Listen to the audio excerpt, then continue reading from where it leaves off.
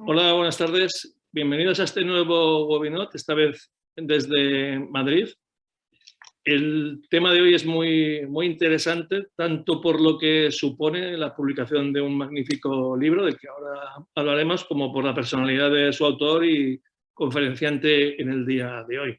Como sabéis, todos los miércoles a las 7:30 de la tarde nos reunimos por esta vía de Zoom para hablar de un tema jurídico, y esta es la 29ª sesión desde que iniciamos estas conferencias.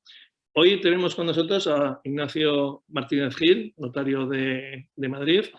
Fue notario en sus inicios de Alcañices, también estuvo en Cataluña, estuvo unos años en Tárrega, pero muy rápidamente, a través de las oposiciones entre notarios, por mérito, por la meritocracia que es estandarte de nuestra profesión, pues llegó rápidamente a Madrid. Desde entonces pues está en la notaría, que comparte, además de con su hermano José Luis, con nuestro presidente José Ángel Martínez Sanchís. Antes de hablar de su libro, me vais a permitir que aproveche esta ocasión para agradecer a Ignacio y a todos nuestros compañeros de despacho, de las personas que desempeñamos cargos corporativos, el trabajo que realizan y la paciencia que tienen con nosotros.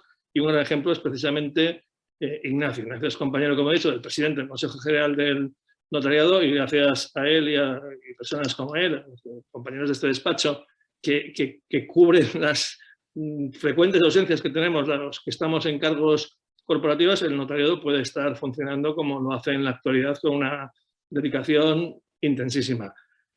A pesar de eso, le queda tiempo para escribir, y además para escribir y crear una obra tan brillante y tan fundamental como es este memento hipotecario, en una materia además que parecía reservada en exclusiva a algún otro operador jurídico, sino en exclusiva en cuanto a importancia. Y lo cierto es que esta obra, que además ha editado también, junto con la editorial Lefebvre, la Fundación del Notariado, tiene que ser un libro de cabecera para todos nosotros. Estábamos comentando hace un momento el éxito que ha tenido. La verdad es que tiene una aceptación impresionante. No me atrevo a dar los números. Va por 1.300, parece. 1.300 ejemplares ya vendidos.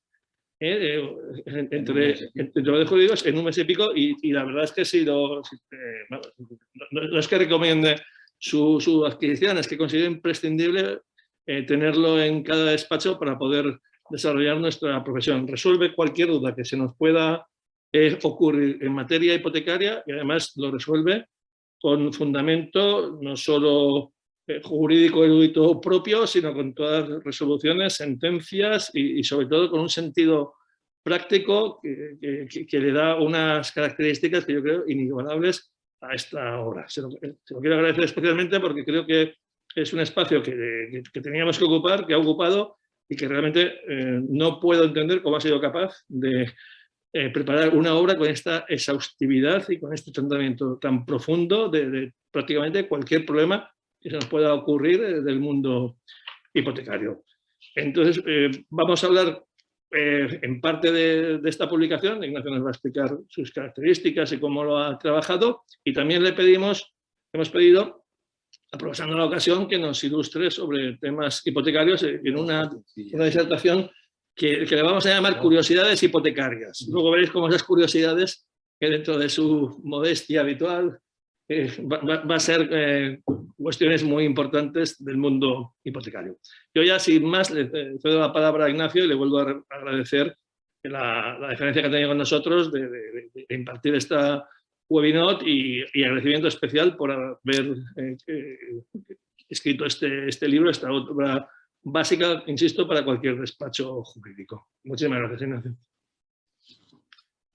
Bueno, antes de nada me gustaría expresar mi agradecimiento al Colegio de Cataluña, del que tuve honor de formar parte en la década de los 90 durante mi estancia en Tárrega, y en particular a su decano por sus cariñosas palabras y por la organización de esta presentación del memento hipotecario, de cuya autoría soy el único responsable. Por supuesto, mi más sincero agradecimiento a los que nos están siguiendo de forma telemática. Hubiera sido mucho más divertido, estimulante coger el AVE y hacerlo en Barcelona, pero la situación es la que es. La génesis de este libro se sitúa en el convenio de colaboración de la Fundación del Notariado con la editorial Lefebvre, y en la especial relación que tienen Carlos Pérez Ramos, notario de Madrid, y señora Laura Tamayo, notario honorario, con la referida editorial, que nos encarga sistemáticamente a los notarios todas las cuestiones relativas al derecho civil, del que el hipotecario es o debería ser una rama auxiliar. Fue Carlos Pérez el que me encargó su redacción, aunque por lo que he descubierto más tarde había sido sugerido mi nombre por José Ángel Martínez Sanchís, quien debió olvidar que su desaparición de esta notaría, enfrascado en cuerpo y alma a las ingratas labores corporativas, reducía mi tiempo disponible drásticamente. La labor parecía demasiado exigente para una sola persona envuelta en el espiral del quehacer diario de un despacho de cierto volumen y en la preparación de los opositores, pero comprendí enseguida la importancia de escribir un hipotecario hecho por notarios, que saliera al paso de exageraciones, dogmas, de principios hipotecarios abstrusos y surgidos de la fecunda imaginación de sus autores y que denunciara la deformación de las instituciones civiles por la interferencia de lo hipotecario. El abordar en solitario la tarea fue fruto de la consideración de que la coherencia interna de una obra de esta naturaleza se resiente con las coautorías. Además, a pesar de que el formato de los mementos no es el que más me gusta, tampoco su letra, que con la edad cuesta cada vez leer más, sé por experiencia que tiene capacidad para entrar en los despachos por su simplicidad y facilidad de consulta. Es cierto que este momento en nada se parece a los dedicados a materias más asépticas. Aquí hay opinión más o menos acertada, crítica, a veces vehemente, va con mi carácter, planteamientos de problemas y ofrecimiento de soluciones. Mi aspiración es que sea útil en el mundo de la abogacía, en el de los opositores, están todas las preguntas de nuestro programa, y en de mis compañeros notarios como ayuda a la hora de redactar documentos inscribibles o recurrir contra desagradables calificaciones negativas. En su redacción tuve un cómplice inesperado, el confinamiento de varios meses que me permitió avanzar mucho más rápido de lo que estaba previsto. Y un cooperador necesario, mi padre José Luis Martínez Gil, que a sus 86 años sigue todas las mañanas viniendo por aquí, desplegando su magisterio y que se leyó cada letra, cada capítulo, con oportunas sugerencias y correcciones. Por supuesto, el libro es deudor de ese maestro y de otros, como José Ángel o mi hermano José Luis, y de otros tantos compañeros. En la labor de investigación, además de la colaboración inestimable de Urbano, el bibliotecario del Colegio de Madrid, me ayudó enormemente la multitud de notas, temas, trabajos y estudios que he ido recopilando en los 30 y 20 años que llevo preparando oposiciones libres y restringidas, respectivamente. Por cierto, luego le pediré a José Alberto que me proporcione el listado de las personas conectadas, porque hay un buen número de alumnos en este colegio de Barcelona, de Cataluña, y soy ciertamente sensible con ciertas infidelidades. Una de las cosas que más me preocuparon era poner de manifiesto las interferencias y alteraciones que el hecho de la inscripción provoca en las instituciones civiles, a veces, como en la condición resolutoria, hasta hacerlas inservibles. No solo es que se pretende que lo inscrito no está en el mundo, sino que lo que se inscribe cambia su mundo. Son muchos los ejemplos, pero baste los siguientes. La exigencia de la Dirección General, por analogía con el artículo 11 de la ley hipotecaria, de que la opción conjunta sobre varias fincas exija para su inscripción una distribución del precio entre las mismas que solo provoca confusión en el tráfico. El exorbitante artículo 179 del reglamento hipotecario, que exige un consentimiento especial para cancelar una hipoteca y no basta una escritura de carta de pago.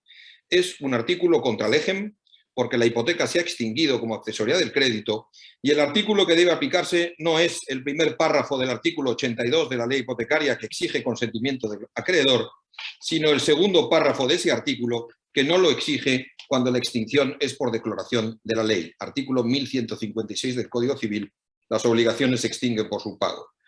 La doctrina de la Dirección General de no admitir la inscripción de inmuebles adquiridos por sociedades en formación, personas jurídicas con plena capacidad patrimonial, por mor de un precepto reglamentario, el artículo 383 del reglamento hipotecario, que debería entenderse derogado por el 38 del Código Civil y la Ley de Sociedades de Capital. Lo peor es que la Dirección General ofrece la solución de inscribir por cuotas a nombre de los socios en una lamentable confusión entre lo que es la comunidad y la sociedad, y sobre todo violentando gravemente la voluntad de los particulares que optaron por regular sus relaciones por medio de una sociedad externa y personificada. La idea de que la inscripción de la opción lo convierte en derecho real, cuando no deja de ser un derecho personal, aunque resulte por la inscripción oponible a terceros. En todos mis años de ejercicio nadie ha conseguido convencerme de cómo es posible que el comprador de una finca que no ha recibido el modo o tradición no tenga un derecho real sobre ella, 1095 del Código, y sin embargo, en un estadio previo, precontractual, un simple pacto de opción entre las partes atribuya al optante un derecho real sobre la finca. Los derechos reales, en fin, se inscriben porque son reales y no son reales porque se inscriben. Y la opción, junto con el arrendamiento, son ejemplos, a mi juicio, de derechos personales que se inscriben y se convierten en oponibles. Mención especial merece la condición resolutoria del artículo 1504 del Código Civil y la doctrina del centro directivo, que la ha convertido en una institución inservible. El diseño expeditivo del artículo 59 del reglamento hipotecario se ha ido desdibujando progresivamente y ahora la reinscripción a nombre del vendedor, que es el sujeto pasivo del incumplimiento contractual, es casi utópico. Entre otras cosas, con una necesidad de consignación de todo lo percibido por el vendedor junto con los intereses, sin admitirse ninguna deducción por la ordinaria cláusula penal que acompaña al pacto resolutorio, al menos, como diremos después, en derecho común. Bien es cierto que la Dirección General, cuando se trata de ventas entre empresarios, ha tenido que empezar a rectificar esta idea de no admitir una deducción de cláusula penal empujada por la clara doctrina del Tribunal Supremo de que la facultad moderadora del artículo 1154 del Código Civil no cabe en los casos en que se ha estipulado la cláusula precisamente para el supuesto de incumplimiento parcial, que es lo que ocurre en estos casos. Tiende la Dirección General, cuando se enfrenta al 1504 del Código Civil, a reinventar el derecho civil. Este nos enseña que una vez resuelta la venta por el vendedor, la finca es de su propiedad y lo lógico es reinscribirla a su nombre. Más tarde, como obligaciones correspectivas de ambas partes, uno tendrá que devolver el precio y otro tendrá que devolver la posesión de la finca. Al exigirse la consignación para reinscribir, se altera esa correspectividad, porque la devolución del precio se impone como requisito para la reinscripción, en claro perjuicio del vendedor. La subconsignación ha acabado exigiéndose cuando no existen terceros, es decir, en las relaciones entre comprador y vendedor, sin sólidas razones que lo justifiquen, y con el efecto de provocar un cambio en la postura procesal de las partes, ya que el vendedor es el que al final tiene que reclamar judicialmente lo pactado. En fin, pocas cosas han hecho tanto daño a una institución como su asimilación a la hipoteca, cuando nada tienen que ver. La hipoteca garantiza el pago de un crédito, mientras la condición resolutoria solo garantiza el equilibrio contractual, el sinalagma en el momento de la ejecución. Con una condición resolutoria, yo no estoy seguro de acabar cobrando, pero sí de que si no me paga la contraparte, retornarán las cosas a su estado inicial. A partir de aquí, el legislador, en el artículo 11 de la ley hipotecaria, establece uno de los efectos distorsionantes más contundentes. Cuando se vende conjuntamente una casa, un garaje y un trastero, por precio conjunto, como digo, y se aplaza el precio con pacto de 1504, hay que indicar qué parte del precio corresponde a cada elemento. Pocas cosas confunden más al tercero interesado en adquirir alguno de esos elementos, ya que suele entender que reteniendo la parte del precio, como en las hipotecas, el asunto está resuelto. Cuando es evidente que la facultad resolutoria es indivisible, afectará a las tres fincas y nadie puede pretender levantar la condición que grava una de ellas sin que el total precio aplazado esté satisfecho. De hecho, cuando aquí, en esta notaría, hemos autorizado una escritura de este tipo, ponemos en negrita que la distribución se hace en estricto cumplimiento de la absurda exigencia del artículo 11 de la ley hipotecaria, sin que en ningún caso pueda entenderse que cabe la posibilidad de liberar del gravamen individualmente a las fincas, ni que el vendedor puede resolver sin afectar la resolución a todas ellas. La perniciosa asimilación a la hipoteca hace que el Tribunal Supremo haya entendido en una desafortunada sentencia que la condición resolutoria se transmite por cesión del crédito, es decir, por aplicación del 1528 del Código Civil, cuando la condición no es accesoria del crédito ni lo garantiza, como hemos visto, sino solo el sinalagma contractual. Naturalmente, solo cabe transmitir la condición resolutoria embebida en la cesión de la entera posición contractual, que, como sabemos, a diferencia de lo que ocurre con la simple cesión de créditos, ya necesita el consentimiento de la contraparte. En fin, me he encontrado con algunos registradores que me han exigido que al cancelar una condición resolutoria en garantía de pago de precio aplazado, cuando existían letras, no solo dijera que el deudor tenía todas las letras en su poder y me las exhibía, sino que estuvieran inutilizadas. Otra vez, aplicando las reglas de la hipoteca cambiaria, cuando es evidente que la condición resolutoria jamás circula con las letras, a diferencia de la hipoteca que las garantiza, que pasa al tenedor de las mismas. Por cierto, la regulación de la condición resolutoria del legislador catalán, aún no siendo del todo perfecto, perfecta, desde luego mejora en mucho la del legislador común. Y establece algo que ya José Ángel había propuesto hace muchos años, una especie de reserva de rango, en este caso una afección de la finca, para que el comprador pueda reaccionar durante un cierto plazo ante una resolución ilegítima. Otro aspecto que he tratado de combatir con fuerza es el dogma de la inscripción constitutiva de la hipoteca. O al menos he pretendido delimitar qué se debe entender por constitutivo en este contexto. Esto puede parecer una herejía, ya que todos los manuales hablan de su carácter constitutivo y todas las sentencias, aunque el asunto no se refiera a una hipoteca no inscrita, siempre que hablan de una hipoteca añaden entre comillas cuya inscripción es constitutiva, aunque el pleito, como digo, se refiera a otras cuestiones. Pues bien, en el capítulo correspondiente me centro en los efectos de la hipoteca no inscrita, que para la tesis maximalista constitutiva no deberían existir, pero que naturalmente han sido recogidas por la jurisprudencia en muchas sentencias. En sede de concurso, considerando crédito privilegiado al crédito con garantía hipotecaria no inscrita en el momento de la declaración del concurso, pero que se inscribe más tarde. Imponiendo la validez de la hipoteca constituida antes de la declaración de concurso, que se presenta después, una vez inscrito el mismo, porque el derecho real se constituye en el momento en que se presta el consentimiento negocial, tesis que ha tenido que refrendar en muchas ocasiones la Dirección General ante calificaciones de registradores recalcitrantes que siguen creyendo que el momento en que se grava el patrimonio del hipotecante es el de la inscripción, pero que de forma poco coherente no exigen al inscribir las hipotecas que se justifique, por ejemplo, que el hipotecante esté vivo o no necesita medidas de apoyo para el ejercicio de su capacidad jurídica en el momento de practicar la inscripción. Y es que los requisitos de capacidad y legitimación solo han de reunirse en el momento negocial que representa la escritura. En fin, enfrentado el Tribunal Supremo al fenómeno de la doble hipoteca, afortunadamente en el año 2016 rectificó la funesta doctrina de aquella sentencia de octubre del 2000. Si os acordáis, en la de octubre del 2000 era un supuesto en donde había una primera hipoteca a favor de una entidad bancaria y luego hubo una segunda hipoteca sobre la misma finca y en el apartado de cargas se decía expresamente que estaba grabada la finca con una hipoteca constituida en escritura hecha hace un mes, pero que no se había inscrito. Por cosas de las inscripciones llegó antes la segunda hipoteca y, lógicamente, el primer acreedor hipotecario demandó la nulidad, o por lo menos el cambio del rango, es decir, que pasara él a ser primera ante una mala fe tan evidente como nada menos que la advertencia en la propia escritura. Pues bien, el Tribunal Supremo en aquella del 2000, increíblemente, mantuvo el rango de la segunda hipoteca pese a que el acreedor era claramente de mala fe, basándose en argumentos muy peligrosos como entre otros, el de carácter constitutivo de la hipoteca.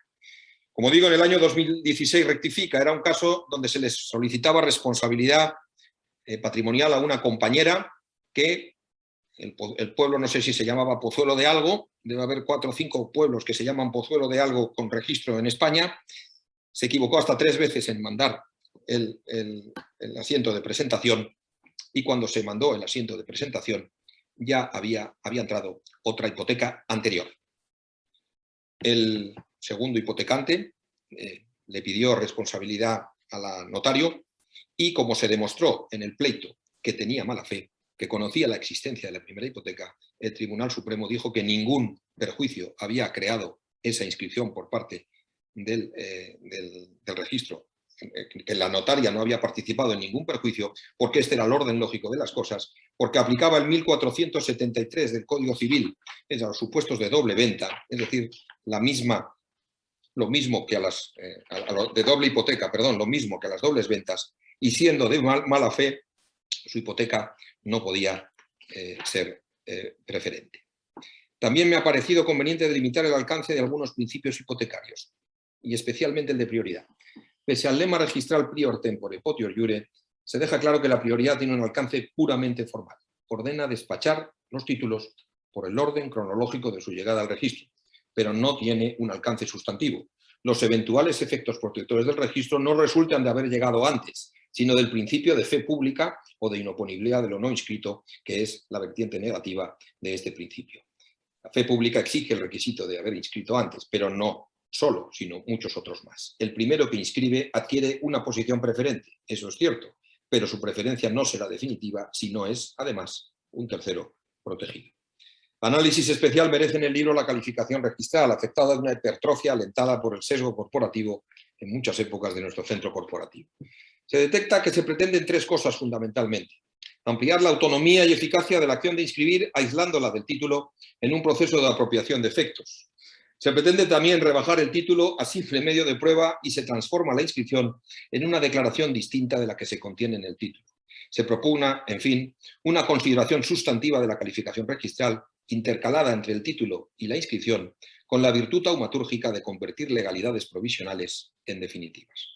A partir de aquí, la calificación acaba siendo calificada como conformadora cuando nada conforma, sino que se limita a extraer la sustancia inscribible del título y los efectos reales de lo convenido se producen de la constitución en escritura, no de la inscripción que solo lo robustece. Se habla también, pásmense ustedes, de calificación creativa junto con la doctrina de la Dirección General, cuando todos sabemos que la calificación actúa como freno, no como acelerador precisamente. Que se lo digan al notario que ideó la magnífica idea del otorgamiento unilateral de la escritura de compraventa en las opciones, que según la nota de calificación había vulnerado ciertos preceptos del derecho canónico. Por cierto, sirva esta intervención para felicitar al notario que redacta la escritura que motiva la resolución de la Dirección General de Seguridad y Fe Pública del 27 de octubre del 2020, por el magnífico diseño de un procedimiento objetivo y justo, amparado por el centro directivo, para sortear la prohibición del pacto comisorio en las opciones de garantía como derivación del pacto marciano y que, por supuesto, fue calificado también negativamente. La calificación creativa o creadora, por cierto, sería ilegal porque incumpliría el riguroso principio de congruencia. La autonomía de la inscripción tampoco se sostiene. Basta citar el artículo 33 de la ley hipotecaria. La inscripción no añade ni quita nada al título, al que se subedita y robustece. Si el título es nulo, la inscripción es nula.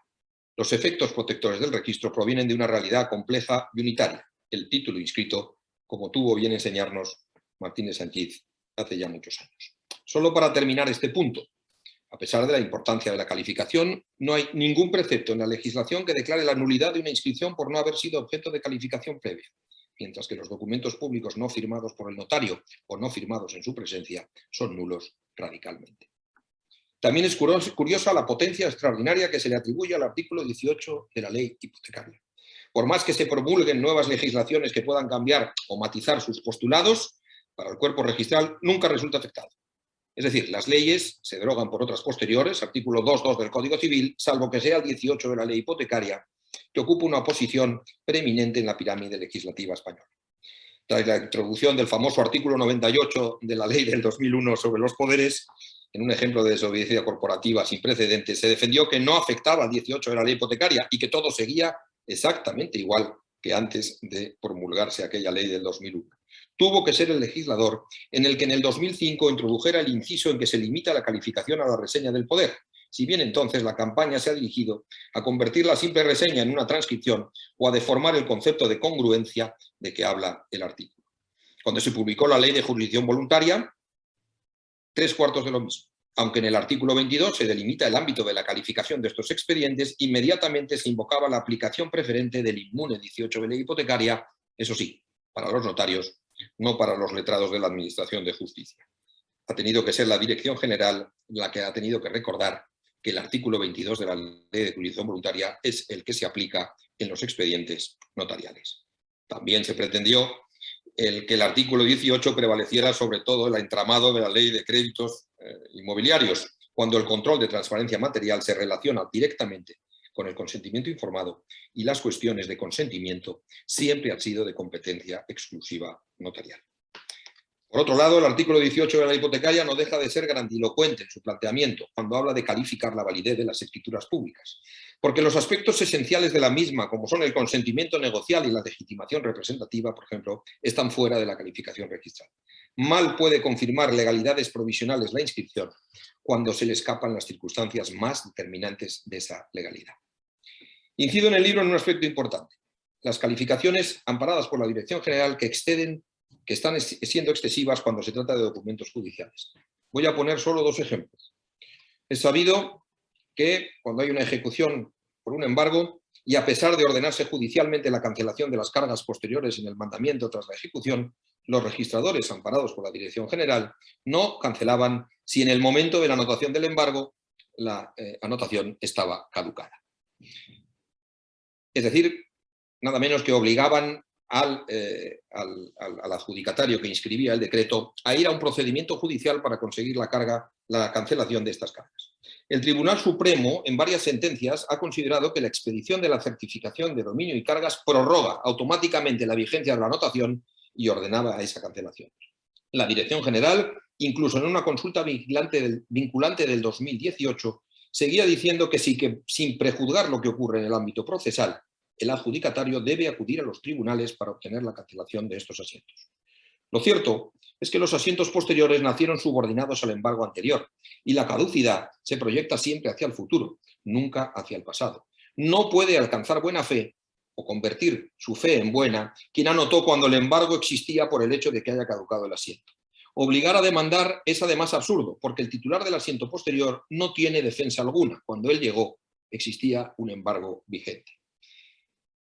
Por cierto, parece que esta doctrina va a cambiar ahora sí, tras ya la última sentencia ya de la sala del Pleno, de la sala primera del Tribunal Supremo, volviendo a la tesis de la prórroga automática por la expedición de la certificación y ordenando la cancelación cuando la anotación esté caducada.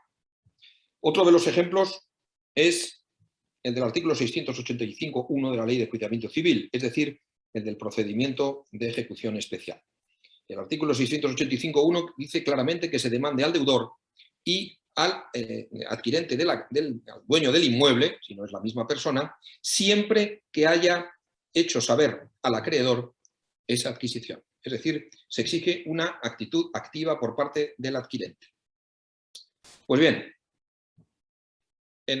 se han producido algunas resoluciones en donde el juez ha admitido perfectamente la demanda interpuesta solo contra el deudor porque no le habían comunicado al acreedor una adquisición, es decir, que existía un tercer poseedor.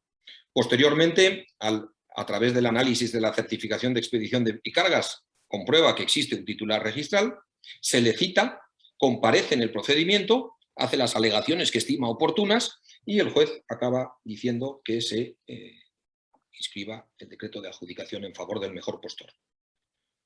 Pues la Dirección General ha venido permitiendo que no se inscribirá el decreto de adjudicación si no fue codemandado el titular registral que nada había acreditado, porque según la Dirección General hay un litisconsorcio pasivo necesario. Esto es muy grave, porque al socario del mantra de la indefensión y del artículo 24, y alegando obstáculos registrales, está permitiendo que la calificación entre en el fondo del asunto, nada menos que en la correcta constitución de la relación jurídica procesal, que solo puede ser apreciada por el juez. El juez consideró que esta persona había tenido mecanismos suficientes de defensa, pero el registrador considera que no es suficiente y hace ineficaz todo un procedimiento de ejecución por este motivo. Creemos que la alegación del artículo 24 solo puede admitirse si el titular registral no ha tenido intervención alguna en el procedimiento. Si la ha tenido y el juez ha considerado que ha podido defenderse, la calificación extemporánea diciendo que debía haber sido demandado es lisa y llanamente un desacato. Hay que recordar la sentencia del Tribunal Supremo de la Sala Tercera del 16 de abril del 2013 que contiene unas afirmaciones importantes, aunque frecuentemente olvidadas. La decisión acerca del cumplimiento de los requisitos propios de la contradicción procesal, así como los relativos a la citación de terceros registrales al procedimiento jurisdiccional, ha de corresponder en exclusiva al juez. Una oposición del registrador no puede convertirse en causa de imposibilidad de ejecutar una sentencia. Subrayo además a lo largo del libro, con cierta ironía, algunas doctrinas de la Dirección General que resulta desconcertante. Y os está pasando a todos con el derecho de transmisión del artículo 1006 del Código Civil. La Dirección General insiste en que no está contradiciendo la tesis de adquisición directa del Tribunal Supremo, pero desde luego sostiene la opinión radicalmente contraria. Primero, exigiendo que los legitimarios del transmitente, y en concreto el cónyuge viudo, tengan que comparecer en la partición del primer causante. A todos nos ha pasado que una pregunta lógica de cualquier persona que le haces comparecer en una escritura es exactamente qué papel desempeña en la herencia. Y hay que decirle que ningún derecho tiene, pero que tiene que consentir algo es absolutamente, nos mete en un verdadero problema. Naturalmente, para la Dirección General es necesario que lo que se adquiere por parte de los transmisarios se tenga en cuenta para el cálculo de las críticas de la herencia del transmitente cuando el Tribunal Supremo dice literalmente lo contrario. Pero es que en la última resolución, ante la pretensión de la registradora de que se dijera por qué no recibe nada el cónyuge viudo del transmitente, le da la razón y dice que hay que expresar si es que ha renunciado o si es que ha habido un negocio traslativo que haga que no reciba nada. El problema es morrocotudo porque desde el punto de vista fiscal es evidente que cualquier cosa que se le atribuya al cónyuge viudo del transmitente va a ser considerado automáticamente una donación sin lugar a las dudas. También tiene gracia el caso de la resolución judicial del contrato de leasing, cuando el derecho del arrendatario estaba embargado. La sentencia ordena la extinción del contrato de leasing por incumplimiento por parte del usuario, y lo normal es que el embargo se cancelara por extinción del derecho del que trae causa.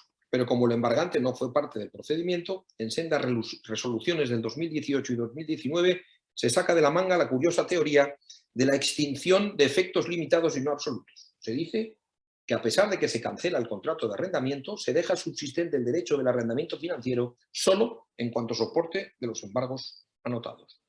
Lo que no explica la dirección es cómo años después puede revivir un contrato que ha quedado extinguido judicialmente, en que probablemente la finca no sea ni siquiera del mismo dueño y todas las demás circunstancias.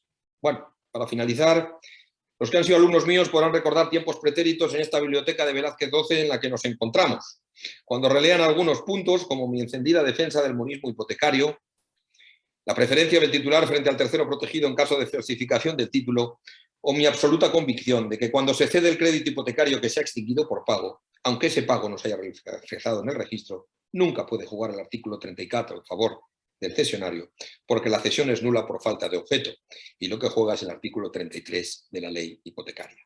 La fe pública se proyecta sobre los derechos reales, como la hipoteca, pero nunca sobre los derechos de crédito que no se inscriben propiamente, sino solo se relacionan en relación con la garantía que los cubre. La fe pública puede provocar el milagro de hacer revivir titularidades jurídicas no existentes, pero no le alcanza para que inmuebles o créditos inexistentes en la realidad se conviertan en reales. La fe pública sí podría afectar a la hipoteca cuando se ha cancelado, por ejemplo, por renuncia, no se inscribe esa cancelación y se cede un crédito existente. Entonces sí, el cesionario podrá alegar que frente a él la hipoteca está subsistente. Nada más, muchísimas gracias a todos y estaría muy contento si en algún momento os sirve para el quehacer diario en vuestros despachos profesionales. Gracias. Muchísimas gracias, Ignacio, por tu magnífica intervención. La verdad es que has hecho una radiografía completa de lo que es la legislación hipotecaria, con ese punto crítico necesario para que avancen las cosas. Es decir, si no hay reformas, no hay evolución, y creo que una ley hipotecaria, como se está presumiendo ahora, de 160 años, requiere algún avance acorde con la modernidad y la agilidad que requiere el tráfico, y sobre todo con el respeto a las resoluciones judiciales y a su cumplimiento, como muy bien has destacado. Nos están llegando mensajes de espectacular intervención, agradecimiento por el libro. La verdad es que ya está siendo de enorme utilidad y la línea que has comentado tiene que servir no solo para aplicar el derecho, sino también para su reforma y mejora, y especialmente a base también de recursos contra aquellas calificaciones que no se ajusten a lo que debe ser un derecho hipotecario moderno y actual, y pensando en el ciudadano y también en la economía en su globalidad. Y no sé si alguien quiere intervenir, quiere realizar alguna intervención, podéis pedir la palabra o bien levantando la mano o bien a través del chat.